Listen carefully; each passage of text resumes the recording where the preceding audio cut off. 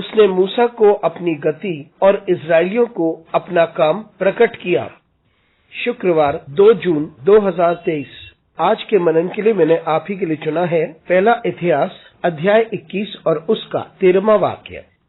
दाऊद ने गाद से कहा, मैं बड़े संकट में पड़ा हूँ, मैं यहोवा के हाथ में पड़ूं, क्योंकि उसकी दया बहुत बड़ी है, परंतु मनुष्य के हाथ में मुझे पड़ना ना पड़े।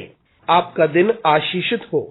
जब हम कुछ गलत करते हैं तो ये बेहतर है कि हम परमेश्वर के सामने आएं, ना कि मनुष्यों के हाथ में पड़े। आइए इस वाक्य पर मनन करते हैं। आज की सुबह का विषय है परमेश्वर के हाथों में।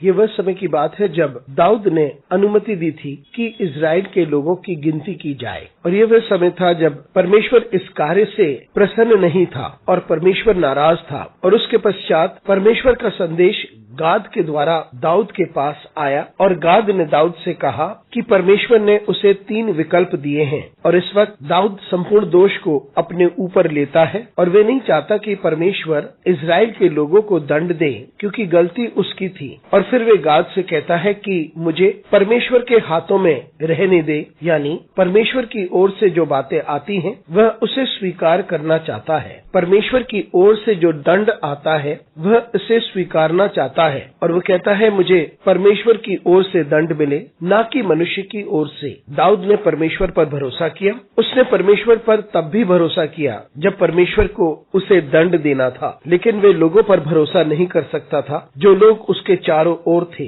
वे मनुष्य के हाथों में नहीं पड़ना चाहता था, क्योंकि वे उसके लिए भला नहीं होता। वे जानता था कि मनुष्य के हृदय में क्या है। वे परमेश्वर के हाथ से दंड लेना स्वीकारता है, ना कि मनुष्य के हाथ से। मित्रों, ये कितना सही है। जब हम कुछ गलत करते हैं जो हमें नहीं करना चाहिए था, तब ये भला है कि हम परमेश्वर के हाथों में अपने आप को सौंपें, आशीषों के लिए या दंड के लिए। हर वक्त इस बात को हम याद रखें कि हम परमेश्वर के हाथों में ही अपने आप को सौंपें, ना कि मनुष्य के हाथ में, क्योंकि हम परमेश्वर और उसकी दया पर भरोसा कर सकते हैं, लेकिन हम मनुष्य के ऊपर भरोसा नहीं कर सकते हैं। वे हमें प्रेम दिखा सकते हैं, लेकिन उनके दिल में घृणा हो सकती है। लेकिन परमेश्वर हमारे लिए प्रेम रखता है और अपने अनुग्रह में वे अवश्य हमें गिरने नहीं देता। तो आइए हम हमेशा इस बात को याद रखें कि अपने आप को हम परमेश्वर के हाथ में ही सौंपे। अनुग्रहकारी परमेश्वर स्वर्गीय पिता, तुझे धन्यवाद देते हैं, तेरी स्तुति करते हैं, तेरा आदर करते हैं। हमारी सहायता कर परमेश्वर, ताकि